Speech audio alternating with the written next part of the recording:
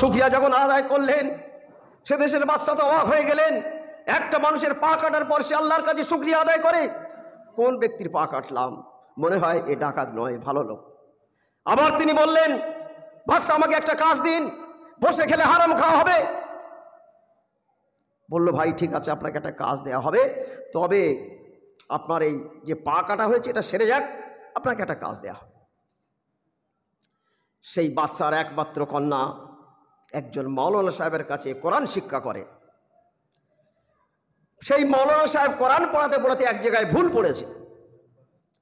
পাশ থেকে রুমি বাদশা বলে দিচ্ছে, মৌলানা সাহেব আপনার এই আয়াতটা ভুল হয়েছে, কালাম পাক ভুল পড়লে গোনা হবে, ওটা সংশোধন করে নিন। সুন্দর ভাষায় তিনি সেই কালাম পাকের আয়াতটা পড়ে ওনাকে যখন শুনিয়ে দিলেন, উনি ভুলটা স্বীকার করে নিলেন।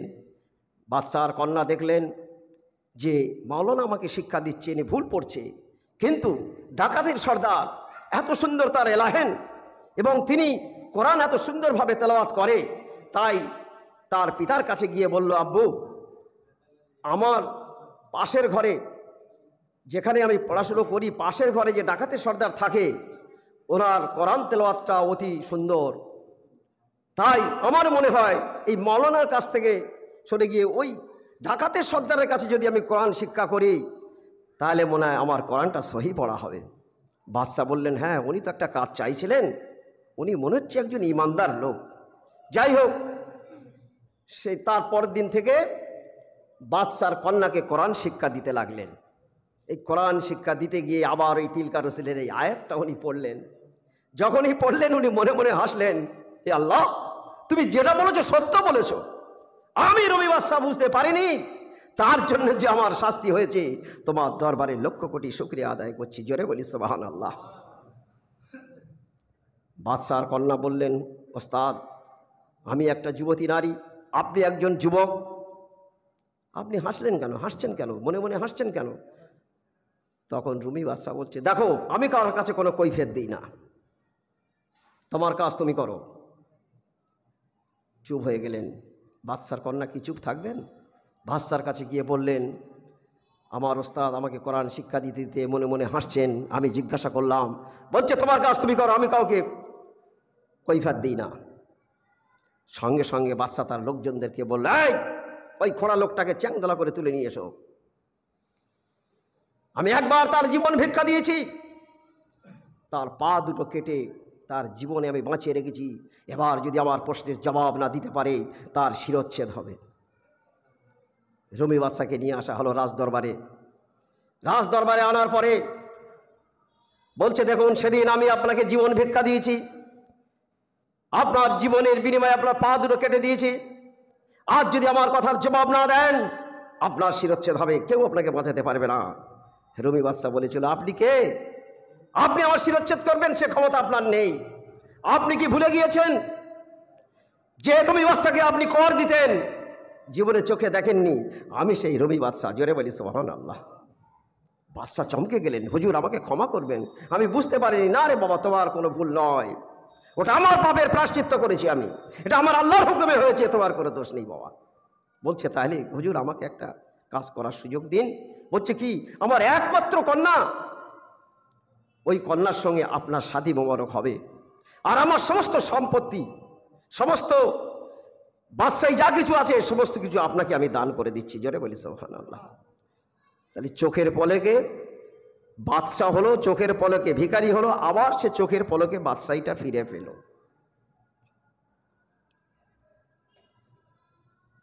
বাদশার হুকুমে বিয়ের আয়োজন করা হলো। ধরুন আগামীকাল বিয়ে হবে, আজ রাত্রে রবি বাদশা আল্লাহর দরবারে হাত তুলে কাঁদছে, আল্লাহ আগামীকাল আমার সাথী মোবারক হবে, আমি কি এই লাঙ্গা অবস্থায় বিয়ের আসরে যাব? তো আল্লাহ তাআলা আপনি কি পারেন না আমার পা দুটো ভালো করে দিতে? এ আল্লাহ, তুমি কুল্লে শাইইন কাদির, সকল ক্ষমতার আধার, হ্যাঁ নিশ্চয়ই তুমি পারো। এ আল্লাহ, আমার পা দুটোকে তুমি ভালো করে দাও। সেই যে কন্যার সঙ্গে বিয়ে হবে, রাজকন্যা, তিনি কাঁদছেন, এ আল্লাহ, আমি আমার আব্বার একমাত্র কন্যা, আমি বাদশার কন্যা, আর আমার বিয়ে হবে একটা লাঙ্গা খোড়া লোকের সঙ্গে। এ আল্লাহ তাআলা, তুমি কি পারো না পা দুটো ভালো করে দিতে? হ্যাঁ নিশ্চয়ই তুমি পারো আল্লাহ, সে বিশ্বাস আমাদের আছে। আল্লাহ তুমি ওর পা দুটোকে ভালো করে দাও। সেই বাদশা আল্লাহর কাছে কাছে, আল্লাহ আমার একমাত্র কন্যা, আগামীকাল তার বিয়ে, কিন্তু একটা লাঙ্গা খোঁড়া লোকের সঙ্গে তার বিবাহ হবে। আল্লাহ তুমি কি পারো না পা দুটো ভালো করে দিতে? হ্যাঁ নিশ্চয়ই তুমি পারো আল্লাহ, তুমি ওর পা দুটো ভালো করে দাও। তিনজনেই দোয়া করলেন, আল্লাহর দরবারে কাতর প্রার্থনা জানালেন। আল্লাহর দরবারে দোয়াটা কবুল হয়ে গেল। বাদশা লোক পাঠালেন, যাও ওই ঠ্যাং কাটা লোকের পরিষ্কার পরিচ্ছন্ন করে বাদশাহী পোশাক পরিয়ে দাও, আজ ওর শাদী মোবারক হবে। 4-5 জন লোককে পাঠালেন, যাও তো খোঁড়া লোক হাঁটতে পারবে না, ওকে কোনো রকমের ধরাধরি করে নিয়ে এসো। গিয়ে দেখছি সেই ঘরের মধ্যে পাইচারা দিচ্ছে আর বলছি, আল্লাহ তোমার দরবারে লক্ষ কোটি শুকরিয়া, কুল্লে শাইইন কাদির, আল্লাহ তুমি সত্যি সকল ক্ষমতার আধার। আল্লাহ তোমার দরে আমি লক্ষ লক্ষ শুকরিয়া আদায় করছি। ওরা দেখে তো অবাক হয়ে গেলেন যে খোঁড়া লোক কীভাবে হাঁটাহাঁটি করছে। বাদশার কাছে খবর এলো যে বাদশা ও তো আর খোঁড়া নেই, ওর পা দুটো ভালো হয়ে গেছে। বুঝছে আমরা আল্লাহ তাআলার দরবারে প্রার্থনা করেছিলাম, 3 জনের প্রার্থনাই আল্লাহর দরবারে কবুল হয়ে গেল। কালাম পাকের যা কিছু আছে সবই সত্য, আমরা দুনিয়ার মানুষ বিশ্বাস করতে পারিনি। কি ভাই, যদি পারতাম। কালাম পাকের 82 জায়গায় আল্লাহ তাআলা বলেছেন আকিমুস সালাত, নামাজকে কায়েম করো, ইন্নাল্লাহা মা সাবিরিন, ধৈর্য ধরো, সবর করো।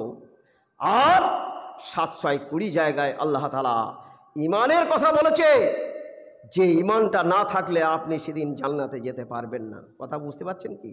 সেই ইমানটা কোথায়? সেই ইমানটাকে মজবুত করার জন্যে আজকের আমরা এমন একটা মজলিসে বসেছি যেখানে বসার সঙ্গে সঙ্গে তার জীবনের সমস্ত গুনাহটা মাফ হয়ে যায়। জোরে বলি সুবহানাল্লাহ। আর যারা কলেমা শাহাদাত পড়েছে, বেঈমান লোক যদি পড়ে থাকে ইমানদার হয়ে যাবে, ইমানদার লোক যদি পড়ে থাকে তার ইমানের ভিতটা আরো মজবুত হয়ে যাবে। জোরে বলি সুবহানাল্লাহ।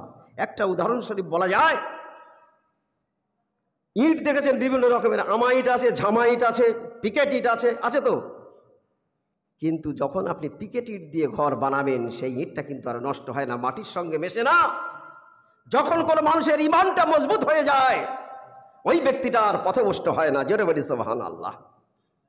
সেই ইমানটাকে মজবুত করার জন্যে আজকের আমরা একটা কামিলের মজলিসে বসেছি, একজন কামেল ওলি আল্লাহর মজলিসে বসেছি।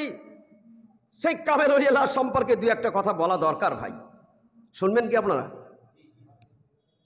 সময় খুবই সংক্ষেপ, তবু সংক্ষেপের মধ্যে আমি বলছি। সফি মুফতি আজান গাছি রহমতুল্লাহ, তিনি এত বড় একজন মুজাদ্দিদ, দস্তগীর, এত বড় আল্লাহর ওলি ছিলেন।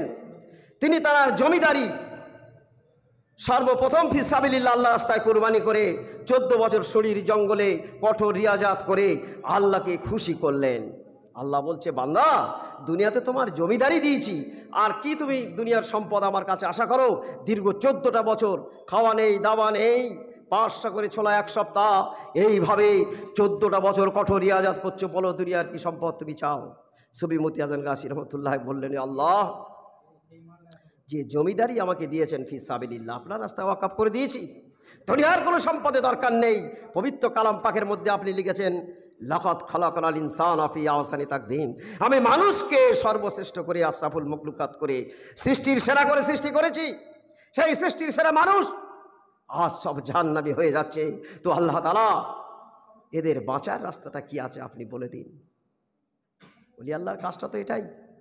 ওলি আল্লাহর কাজ এটা নয় দুনিয়ার সম্পদ দিয়ে গাড়ি বাড়ি, না, এটা কোনো ওলি আল্লাহর কাজ নয়।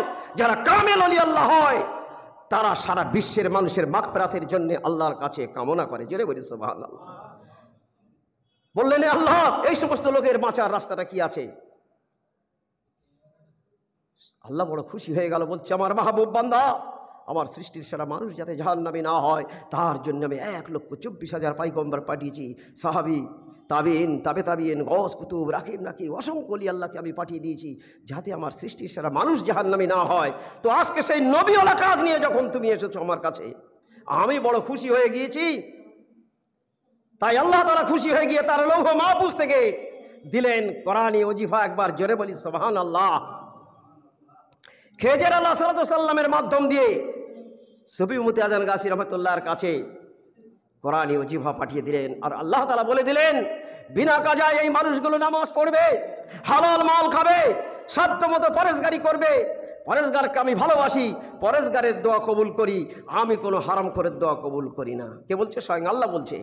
আর এই যে কোরআনি ওজিফা দিলাম, যারা কোরআন পড়তে জানে কোরআন পড়বে, যারা কোরআন পড়তে জানে না এই কোরআনি ওজিফার দ্বারায় এই কালাম পাকের হকটা তারা আদায় করবে। তাহলে কি হবে? এই কালাম পাক তার জন্য সাক্ষী হয়ে যাবে, কালাম পাক তার বন্ধু হয়ে যাবে, সঙ্গী হয়ে যাবে। এই কালাম পাক তাকে না নিয়ে জান্নাতে যাবে না। জোরে বলি সুবহানাল্লাহ।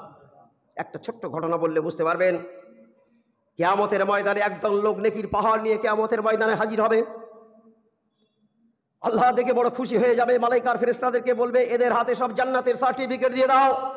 প্রত্যেকের হাতে জান্নাতের সার্টিফিকেট দেওয়া হয়ে যাবে। এমন সময় কিছু পাওনাদার গিয়ে সেখানে হাজির হয়ে যাবে। তারা বলতে থাকবে, আল্লাহ তাআলা যাদের হাতে জান্নাতের সার্টিফিকেট দেওয়া হয়েছে এরা দুনিয়াতে আমাদের হক আদায় করেনি। তারা কারা? আপনার স্ত্রী হতে পারে, পুত্র কন্যা, ভাই, পাড়া প্রতিবেশী, আত্মীয় স্বজন, সবাই গিয়ে হাজির হয়ে যাবে। বিশেষ করে আপনার কন্যা সন্তান বলতে থাকবে, আমার পিতার অনেক সম্পদ ছিল, অনেক টাকা ব্যাংক ব্যালেন্স ছিল, আমার ভাইদেরকে বেশি করে দেওয়া হয়েছে, আমাদের সামান্য কিছু দেওয়া হয়েছে, সেটা এখন চাই। আল্লাহ তাআলা বলবেন, এই ফেরেশতারা দেখো এই ব্যক্তির আমলনামায় কত নেকি আছে। বলছে আল্লাহ পাহাড় বরাবর নেকি আছে। বলছে নেকি থেকে এদের হকটা মিটিয়ে দাও, সেখানে টাকা পয়সা অর্থ কিছু থাকবে না। থাকবে কি ভাই? নেকি থেকে হক মিটিয়ে দাও। নেকি দিয়ে হক মেটাতে মেটাতে নেকি শেষ হয়ে যাবে, কিন্তু হক আদায় হবে না। ফেরেশতারা বলবে, আল্লাহ এর নেকি সব শেষ হয়ে গিয়েছে, কিন্তু হকটা এখনো আদায় হয়নি। বলছে পাওনাদারের গোনাগুলো ওই ব্যক্তির ঘাড়ে চাপিয়ে দাও। তাহলে কিয়ামতের ময়দানে নেকির পাহাড় নিয়ে গিয়ে কোনো লাভ হলো? হক আমাদের আদায় করতে হবে। এমন সময় পবিত্র কালাম পাক গিয়ে বলবে, আল্লাহ তাআলা যাদের হাতে জান্নাতের সার্টিফিকেট দেওয়া হয়েছে এরা দুনিয়াতে আমার হক আদায় করেনি। সঙ্গে সঙ্গে আল্লাহ তাআলা ফেরেশতাদের বলবেন, এদের জান্নাতের সার্টিফিকেটগুলো কেড়ে নিয়ে ঘাড় ধাক্কা মারতে মারতে জাহান্নামে নিক্ষেপ করো। এ হাদিস আল্লাহর রাসূল তার সাহাবীদেরকে শোনালেন। সাহাবীরা শোনার পর কেঁদে ফেললেন। হে আল্লাহর রাসূল, কালাম পাকের হকটা কি আছে? আল্লাহ রসুল বললেন, প্রতিদিন 100 করে কালাম পাকের আয়াত পড়তে হবে সবাইকে, মেয়ে ছেলে হোক বেটা ছেলে হোক সবাইকে 100 করে কালাম পাকের আয়াত পড়তে হবে, তবেই তার কালাম পাকের হক আদায় হবে।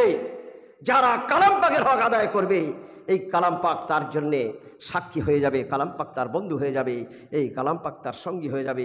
এই কালাম পাক তাকে না নিয়ে জান্নাতে যাবে না। একবার জোরে বলি সুবহানাল্লাহ। যে সিলসিলার লোক হই, যে মযহাবের লোক হই না কেন ভাই, আমাদের এই কালাম পাকের হকটা আদায় করতে হবে। আর যারা কালাম পাকের হক আদায় করবে আল্লাহ তাআলা তাদের জীবনের সমস্ত গুনাহ মাফ করে দিয়ে জান্নাতটা ওয়াজিব করে দেবেন। জোরে বলি সুবহানাল্লাহ। ভাই সবাই খুবই সংক্ষেপ, এরপরে নামাজ হবে, 2-3 মিনিট হাতে আছে, এইটুকু বলেই শেষ করব। এই ওজিফাটা যেদিন থেকে আপনি পড়বেন সেদিন আপনাকে নিয়ত করতে হবে, আল্লাহ আমাকে হারাম থেকে বাঁচাও, হালাল খাওয়ার তৌফিক দাও। আল্লাহ তাআলা হায়াতে যতদিন বাঁচিয়ে রাখেন তোমার হুকুম মতো নবীর সুন্নতের তরিকা অনুযায়ী আমার চলার খাসুল খাস তৌফিক দান করো।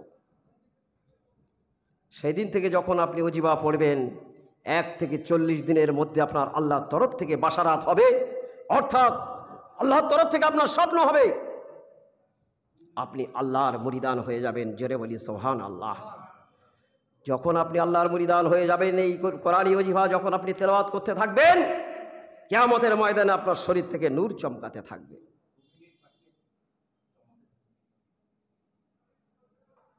নূর চমকাতে থাকবে, কোনো মানুষ তাকাতে পারবে না, নবীরাও পর্যন্ত তাকাতে পারবেন না। সেই সমস্ত নবীরা ফেরেশতাদেরকে জিজ্ঞাসা করবেন, এরা কারা? ফেরেশতারা বলবেন, এরা শেষ নবীর উম্মত, কোটি কোটি কালাম পাকের সওয়াব নিয়ে আজকে কিয়ামতের ময়দানে হাজির হয়েছে। কিভাবে কোটি কোটি কালাম পাকের সওয়াব? 5 টাইম কোটি কোটি মত্তাকি, পরেশগার, পীর ভাই, পীর বহিন, যাদের দোয়া আল্লাহর দরবারে কবুল হয়, ওজিফা পড়ে দোয়া করা হচ্ছে, ইলাহি রহমত জিয়াদা করো কিয়ামত তক তামাম আলমের উপর, ইলাহি রহমত জিয়াদা করো। যারা ওজিফা পড়েছেন, পড়ছেন, পড়বেন, কিয়ামত পর্যন্ত যারা পড়বেন তাদের প্রত্যেকের আমলনামায় এই সওয়াবটা পৌঁছে দাও। এইভাবে কোটি কোটি কালাম পাকের সওয়াব নিয়ে সেদিন কিয়ামতের ময়দানে হাজির হবে। যদি আজ থেকে কোনো মানুষ পড়ে, কাল যদি তার মৃত্যু হয়ে যায়, কিয়ামত পর্যন্ত কবরে শুয়ে শুয়ে এই নেকিটা সে পেতে থাকবে। পীর ছাড়তে হবে না, যা তসবি তালিল যা করছে সবই করবেন, শুধুমাত্র 2 মিনিটের ওজিফাটা যখন আপনি পড়ে নেবেন আপনার শরীরটা নূরে নূর হয়ে যাবে। জোরে বলি সুবহানাল্লাহ। আমার মুর্শিদ বলেছেন, আমার বেশি হুকুম তোমাদের মানতে হবে না, 4টে হুকুম মানবে। বিনা কাজায় নামাজ আদায় করবে, হালাল মাল খাবে, সাধ্যমতো পরেশগারি করবে, আর কোরআনী ওজিফাত দ্বারায় কালাম পাকের হকটা আদায় করবে। তাহলে আমার 8জন মুর্শিদের সমস্ত ফায়েজ বরকত, আমার সমস্ত ফায়েজ বরকত তার সিনাতে এসে যাবে, তারা বেহিসাব জান্নাতি হয়ে যাবে। ভাই টাইম শেষ। বলার মধ্যে ভাষার মধ্যে যদি ভুল ত্রুটি বেয়াদবি হয়ে যায়, নিজের ছোট ভাই মনে করে আল্লাহর রাস্তায় ক্ষমা করে দেবেন।